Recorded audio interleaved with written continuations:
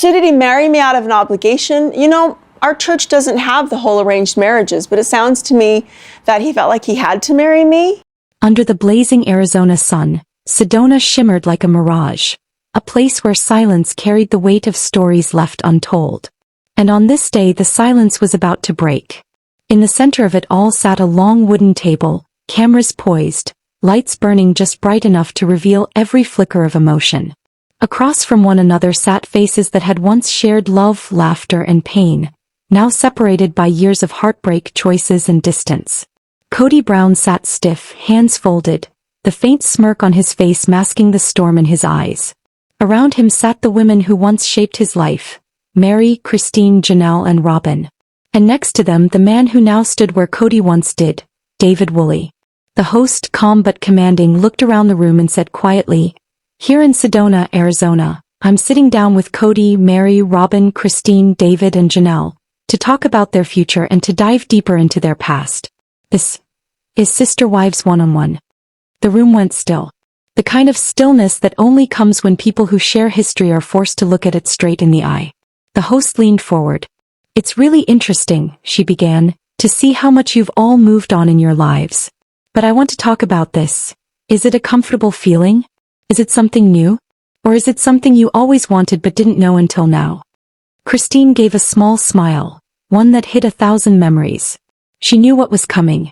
"Can we watch this clip?" the host asked, gesturing toward the monitor. Kody let out a low chuckle.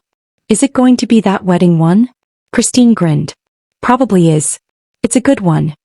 The room filled with a soft, uneasy laughter, half nostalgia, half tension. "Let's watch this," the host said, "and see what's really going on." The clip began to roll, a scene from a different time, a different world. Christine and Kody side by side. Forced smiles. A performance of affection that never truly reached their hearts. Christine's voice broke the moment. "I mean, Kody and I were always affectionate," she said softly, "but I was always uncomfortable. I just didn't like PDA in front of everybody."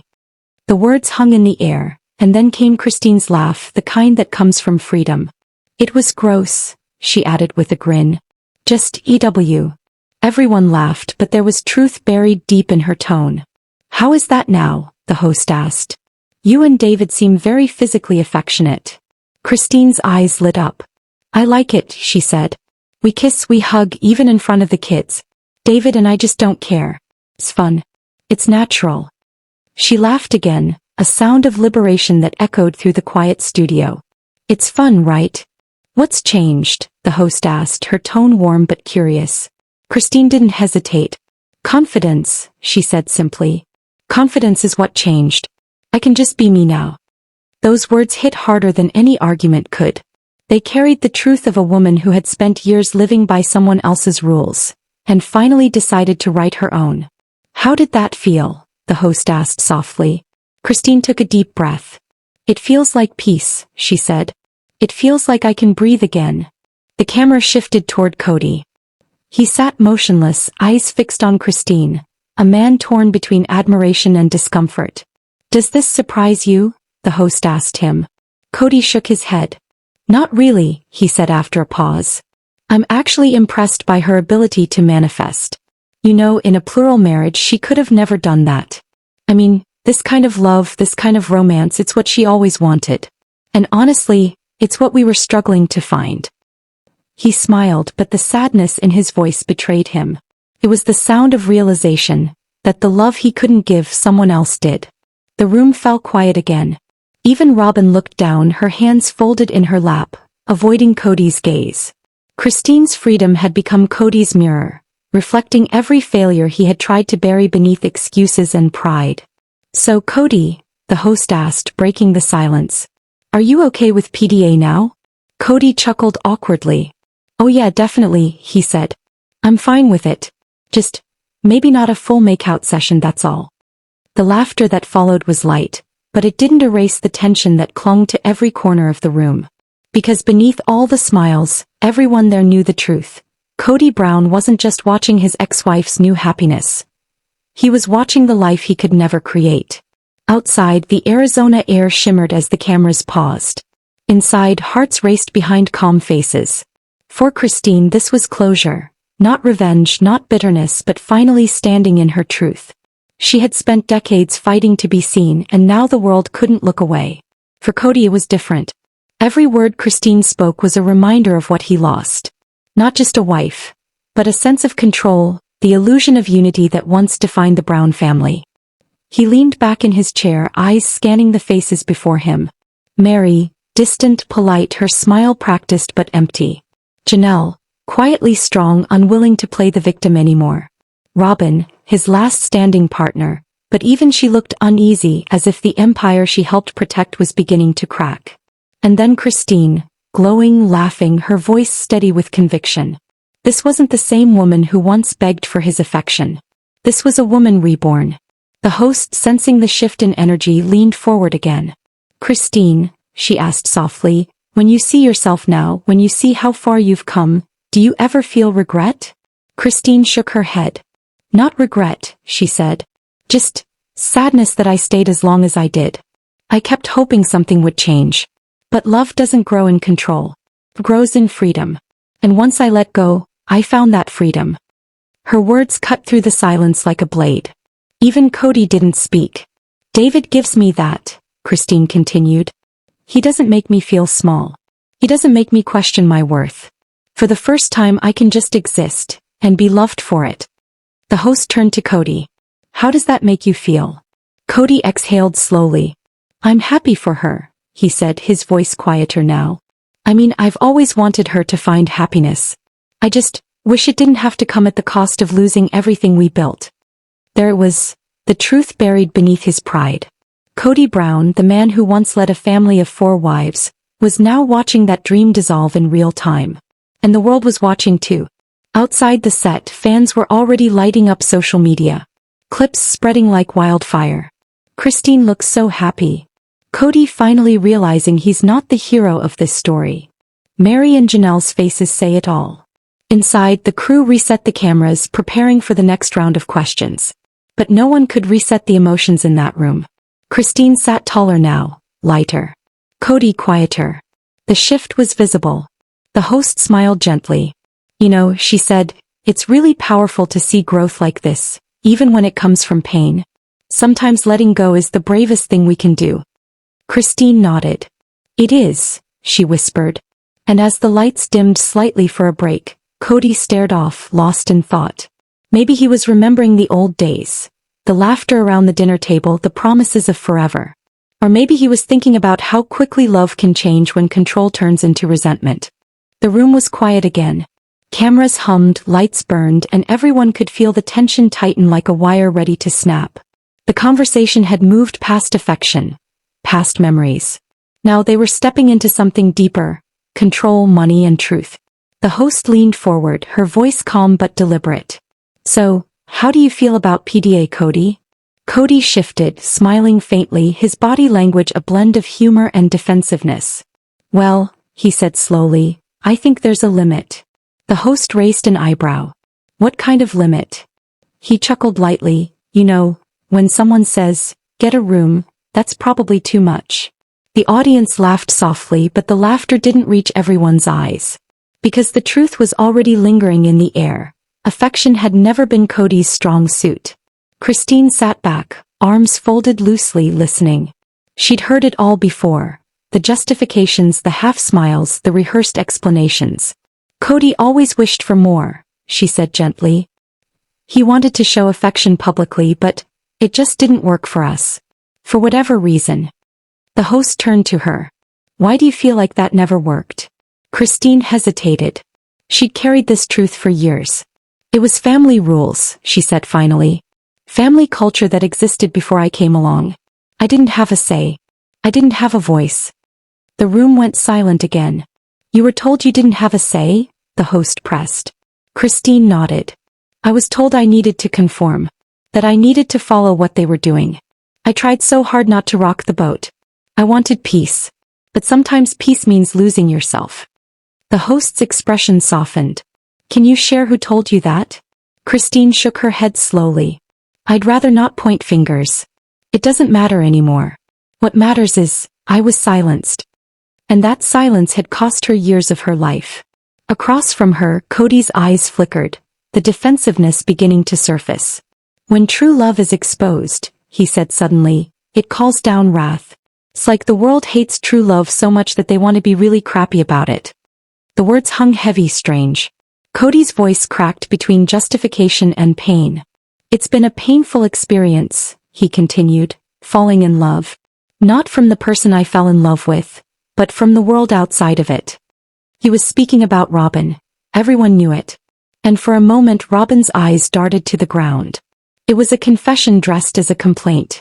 A man defending his heart, while forgetting how many hearts he had broken along the way. The host didn't let the moment linger too long. Her tone shifted slightly, guiding them toward the next storm.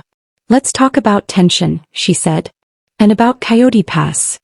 That name alone made everyone in the room tense. Kody Pass. The stretch of land that was supposed to symbolize unity, a family future, a dream of togetherness. Now it was the battlefield for everything that had gone wrong. The host gestured to the screen. Let's take a look at this clip and find out where you all stand. The clip rolled, voices echoing through years of frustration. Property lines, contracts, ownership shares. Kody's voice. Businesslike, firm, emotionless. I'm going to suggest you protect your interest, he said in the video. You're entitled to a quarter of it. But legally I'm a third owner of one of the 4 parcels. Then like an aftershock his next line. When you get an offer I'll email them. I'll say, we've got a realtor, we've got an offer, here's how we'll do it. And then came the dagger. They don't legally have to agree. The video cut out. Back in the studio Christine shook her head. Her jaw tightened as she looked at the floor. That doesn't make me happy, she said slowly. It makes me really frustrated that he says that. That he can do whatever he wants. Look at it. His name is on every piece of property. Every single one. He could sell it tomorrow if he wanted. Her voice trembled, not from fear but from years of betrayal that never got closure. The host turned carefully toward the other side of the table. So, when it comes to Kody Pass, she asked, do you think Kody will be fair to everyone when it's time to divide it? Christine didn't even need a second to think. Absolutely not, she said. He's just not a fair person. He's greedy when it comes down to money. The air in the studio tightened, everyone watching Kody's reaction. Why do you think that? The host asked. Christine leaned forward, her voice steady. Because I've seen it. He'll screw over Meri and Janelle completely. He's always been about control, not fairness. The words landed like thunder. Robyn looked uncomfortable, her hand clutching the edge of her chair. Janelle's face stayed calm, but her silence said everything. The host nodded slightly, sensing the depth of what was being said.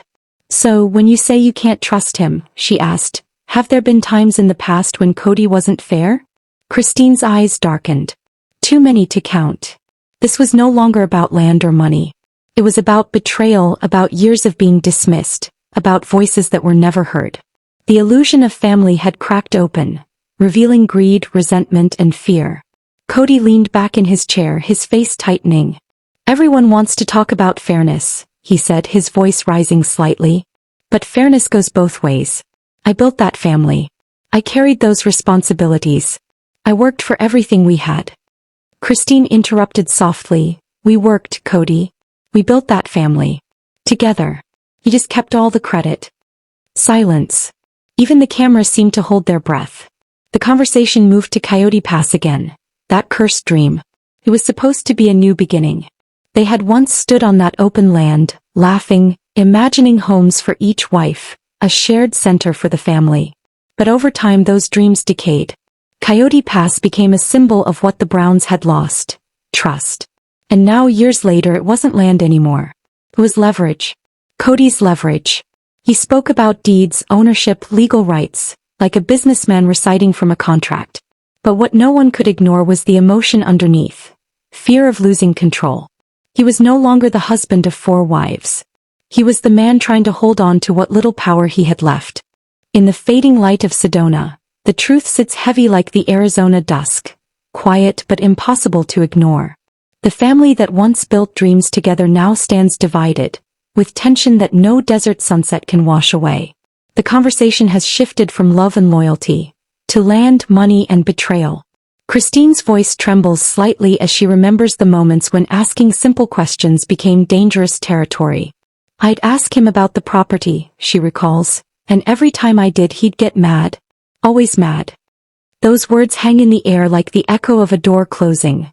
The door to transparency, to fairness, to family trust. She pauses, her tone calm but full of years of exhaustion. I remember asking him once, "Who's going to take care of you?" And he looked at me furious. Because deep down he knew I was done taking care of him. For Christine, it wasn't just about money or land. It was about the pattern. The way every question turned into confrontation. Every concern into chaos. And every truth into a war. And now, sitting across from the camera, her voice is firm. He's always looking out for himself. For him and Robyn. That's it. He always thinks he deserves more. It's like greed became his love language. The host nods softly, leaning forward. So you think he's selfish? Christine lets out a tired laugh. The kind that doesn't come from humor but from heartbreak. Oh, he's not just selfish. He's built a kingdom of excuses around it. It's astounding how he always makes himself the victim, even when he's the one pulling the strings.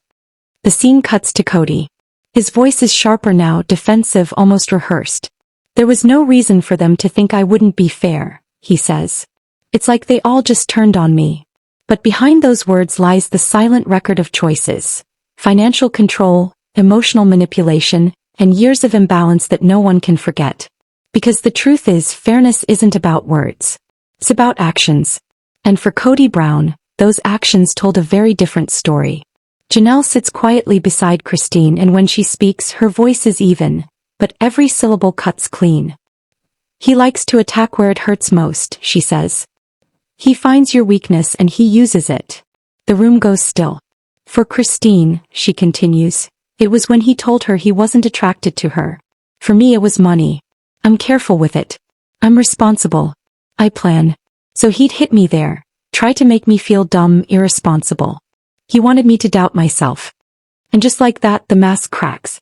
The image of a man trying to hold a family together falls apart, replaced by someone who knew exactly which buttons to press and when. Christine nods. He does it every time. Pushes buttons. And then pretends he didn't even touch them. The host leans forward again, sensing the weight of the confession. So you're saying, he knows how to hurt people but not how to take responsibility for it? Janelle sighs.